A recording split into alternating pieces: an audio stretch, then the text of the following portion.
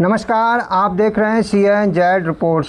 पूरे प्रदेश में उत्तर प्रदेश के शिक्षा मित्रों के द्वारा 25 जुलाई 2026 को 25 जुलाई 2017 का जो दिन था, जो शिक्षा मित्रों के लिए एक तरह से काला दिवस था, शिक्षा मित्रों के लिए बहुत दुखद दिन था, उसको शिक्षा मित्र कभी भुला नहीं सकते। उसको लेकर के पूरे प्रदेश में अलग अलग जनपदों में जो आप देख सकते हैं श्रद्धांजलि सभा की गई और एक 5 सूत्रीय मांग पत्र उत्तर प्रदेश सरकार के मुख्यमंत्री जी और अपर बेसिक शिक्षा सचिव को एक ज्ञापन भेजा गया। उसमें 5 सूत्रीय मांगें क्या थी उस पर बात करेंगे और हम बात करेंगे इस वीडियो में शिक्षा मित्रों के लिए जो स्थायी समाधान की प्रक्रिया कहाँ तक बढ़ी है। उसमें 2 हाई कोर्ट की जानकारी है और एक सुप्रीम कोर्ट की जानकारी है, क्योंकि पूरे सप्ताह की जानकारी हम आज संडे है पूरे इस वीडियो में देने वाले हैं। आपसे निवेदन है कि वीडियो अंत तक जरूर देखिएगा,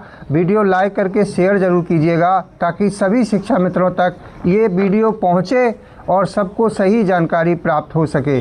तो चलिए हम बात करते हैं। कल 25 जुलाई को अलग अलग ज़िलों में अपनी सभाएं करी शिक्षा मित्रों। जो मृतक शिक्षा मित्र हैं 10 से 11-12 हज़ार शिक्षा मित्रों की मौत हुई 25 जुलाई 2017 के आदेश के बाद, और उसको लेकर के श्रद्धांजलि सभा मृत शिक्षा मित्रों पर आत्मा को शांति की कामना की गई, श्रद्धांजलि सभा की गई और 5 सूत्रीय मांग पत्र, उसमें क्या क्या मांग रखी गई और जो जायज़ मांग क्या है शिक्षा मित्रों की, वही ज़्यादातर जनपदों में जायज़ मांग को रखा गया। क्या देखना है कि सरकार इन मांगों पर अमल करती है या इसी तरह चुनावी वर्ष भी खाली रह जाएगा।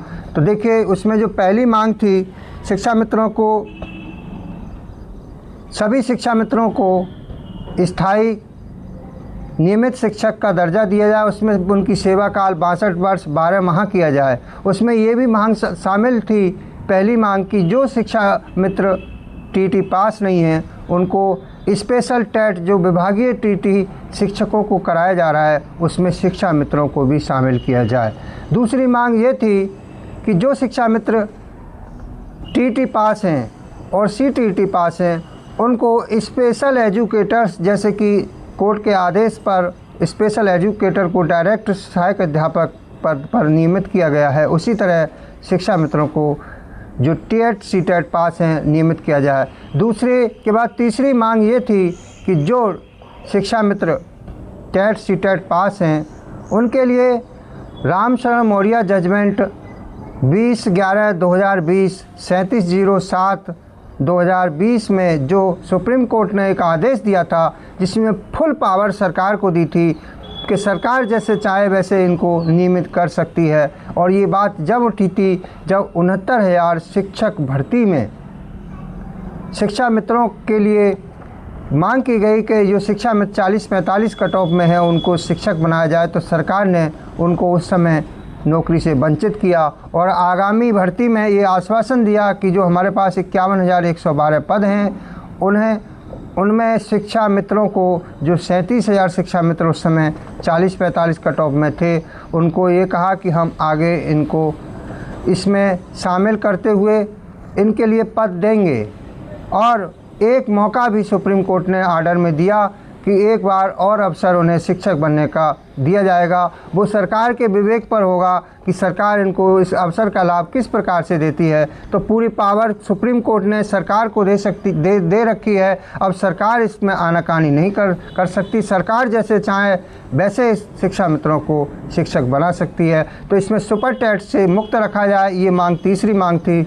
चौथी मांग ये है कि शिक्षा मित्रों के लिए जो सेवा काल 62 साल 12 महीना किया जाए और सभी शिक्षा मित्रों को नियमित शिक्षक का दर्जा प्राप्त हो। ये मांग पत्र 5 सूत्रीय मांग पत्र दिया गया। अब एक ऐसा शिक्षा मित्रों का आदेश आया हुआ है जिसे मैं लेकर के बैठा हूँ। ये है आदेश शिक्षा मित्रों के स्थानांतरण को लेकर के। ये 3 जनवरी 2025 का आदेश है। देखिए 3 जनवरी 2025 का आदेश है।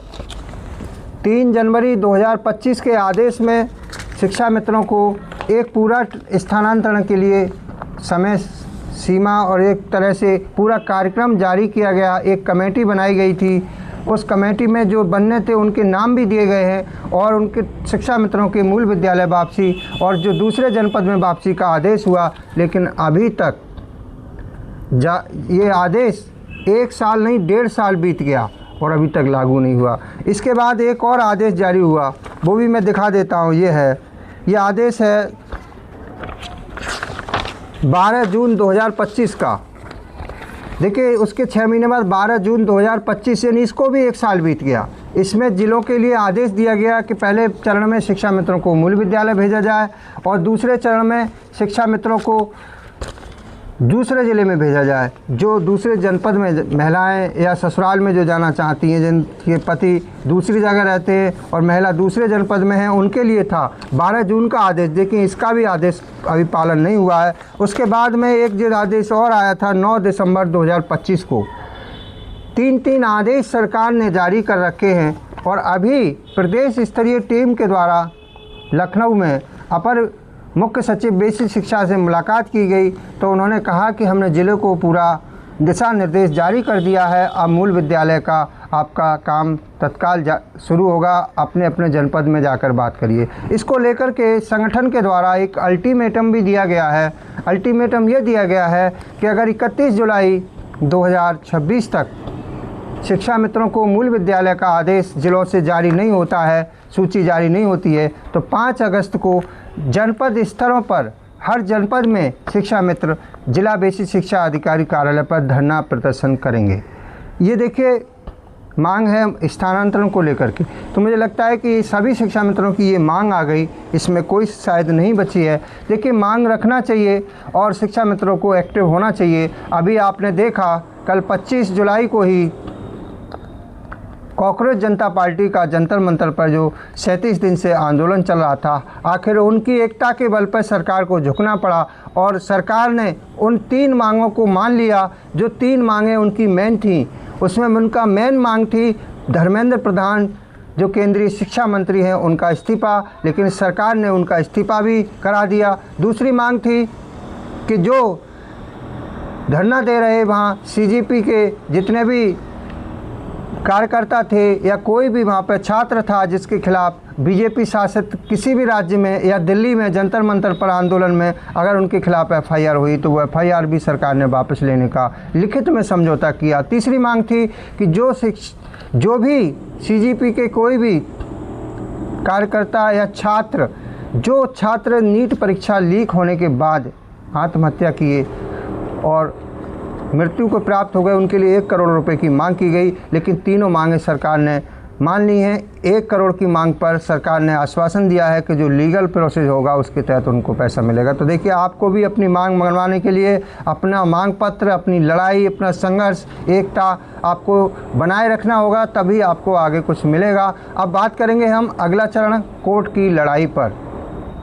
कोर्ट में जो 2 मैटर हैं, एक तो सुप्रीम कोर्ट में जो अभी 17 जुलाई को सरकार को नोटिस हुआ है, 27 अगस्त की सुनवाई है, उसके लिए अभी हमारे पास भी मैसेज आते हैं, सर इंद्रपाल जी का जो केस है उसमें हम याची बनना चाहते हैं, हमको उससे जुड़ना है। तो नंबर हमने पिछले वीडियो में भी दिया था और हम एक बार फिर बता रहे हैं कि उनके द्वारा ये कहा गया है, वो मैं बता रहा हूँ, उन्होंने एक लेटर जारी किया है। 75 को भी जुड़ना है, वो अपने अपने ज़िले में उन 2 लोगों से संपर्क कर सकते हैं। वो आप इंद्रपाल जी से बात कर सकते हैं और ग्रुप में वो जो लिस्ट पड़ी हुई है 75 जनपद से 2-2 लोग हैं, यानी 150 लोगों की सूची बनाकर उन्होंने जारी कर दी है। और उन्होंने ये भी कहा है कि इसमें अलग अलग किसी अन्य साथी से ना जुड़ें और इसमें उनके साथ जुड़ें और इस लड़ाई को मजबूत करें, मजबूती से लड़ें। और देखिए, हम भी कहते हैं कि आपको जुड़ना भी चाहिए। जुड़ना इसलिए चाहिए कि जब आप सब एक होकर के अपनी मांग को कोर्ट में अच्छे से लड़ पाओगे, अच्छे से वकील कर पाओगे, तो आप निश्चित ही सफलता पाओगे। दूसरी जानकारी है हाई कोर्ट से जुड़ी हुई। हाई कोर्ट में जितेंद्र भारती के द्वारा एक जो लीगल प्रोसेस जो लड़ाई चल रहा है, उसमें जो नियमितीकरण को लेकर लड़ाई लड़ी जा रही है सिंगल बेंच से लेकर के, उसका उन्होंने लिखा है एक पोस्ट के माध्यम से कि उसमें 4 चरण हैं और ये प्रोसेस थोड़ा लंबा है, बहुत सारे, इसलिए इस चीज़ को बता रहा हूँ कि अभी सोशल मीडिया पे अनुदेशकों का मैटर चल रहा था।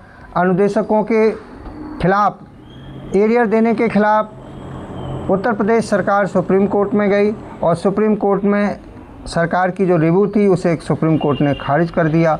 खारिज होने के बाद ये स्पष्ट हो गया कि अब अनुदेशकों को 9-9 लाख रुपए का जो एरियर 2017 से अब तक अप्रैल 2026 तक जो बनता है वो उनको सरकार देगी। ये उनका रिव्यू था ना देने का, वो खारिज हो गया है। तो इसी को लेकर के शिक्षा मित्रों ने व्हाट्सएप पर लिखा कि शिक्षा मित्रों का संगठन बेकार है। शिक्षा मित्रों के संगठन से तो अनुदेशकों का संगठन बहुत अच्छा है कि वहाँ लड़ाई लड़के और उनको एरियर भी दिला दिया पिछला। तो देखिए, कहना लिखना बहुत उसमें अंतर होता है। मानते हैं कि संगठन में कुछ कमियां हैं, लेकिन अनुदेशकों का जो संघर्ष है वो बहुत पुराना संघर्ष चल रहा है।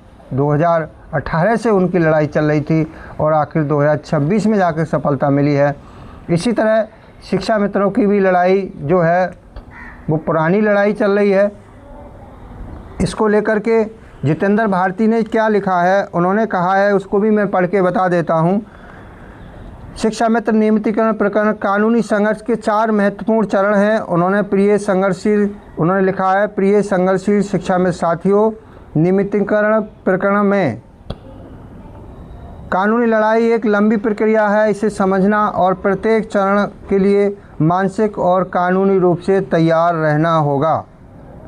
इस संघर्ष की संभावित कानूनी प्रक्रिया निम्न 4 चरणों में पूरी होगी।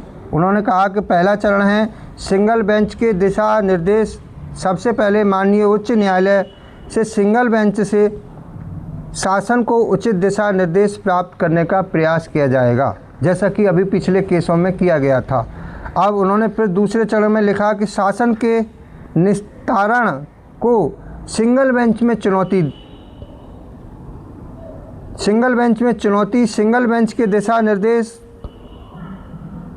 के बाद शासन द्वारा किए गए निस्तारण से यदि शिक्षा मित्र साथी संतुष्ट नहीं होते हैं तो फिर से सिंगल बेंच में ही केस दाखिल होगा।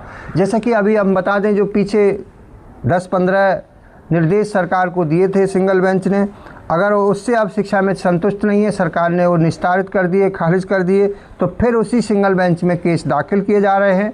उसमें कई केस दाखिल हो चुके हैं। आप लोग भी अब अगर नहीं किया तो आप भी करिए उनके अनुसार। तो जो दाखिल होने के बाद अब तीसरा चरण है कि पुनः सिंगल बेंच में चुनौती दी जाएगी। तीसरे चरण में डिवीज़न बेंच में अपील। सिंगल बेंच द्वारा पारित आदेश के विरुद्ध संबंधित पक्ष, अगर आप सिंगल बेंच के आदेश से संतुष्ट हैं, अच्छी बात है।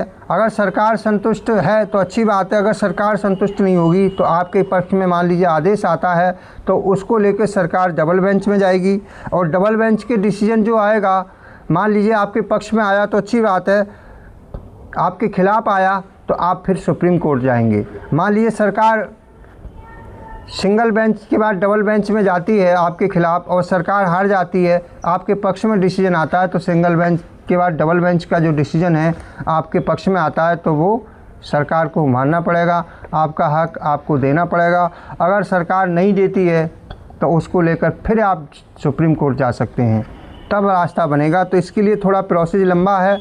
इस प्रोसेस के लिए जो लोग लड़ रहे हैं वो लगातार उनका संघर्ष जारी है। आप लोग उस टीम का हिस्सा हैं तो आप भी लड़ते रहिए। इसी तरह उन्होंने कहा है कि सभी लोग एकजुट रहें, जल्दबाजी बिल्कुल ना करें। कोई भी कार्य जो है जब परिणाम मिलता है तो सबको दिखता है कि ये परिणाम आ गया, लेकिन उसके पीछे कितनी मेहनत की गई है, कितना संघर्ष किया गया है, वो नहीं दिखता। तो शिक्षा मित्रों का ये भी लड़ाई बहुत अभी थोड़ा लंबी है, इसको लड़ना पड़ेगा और तब कहीं आपको न्याय मिलेगा। और उम्मीद है कि 27 तारीख का जो सुप्रीम कोर्ट में सरकार का जवाब दाखिल होना है, उसमें क्या जवाब सरकार दाखिल करेगी वो एक महत्वपूर्ण होगा। तो आज इस वीडियो में हमने जो जानकारी दी, आपको दी गई, हमारे द्वारा दी गई जानकारी आपको कैसी लगी, एक बार कमेंट बॉक्स में लिख करके ज़रूर बताइएगा।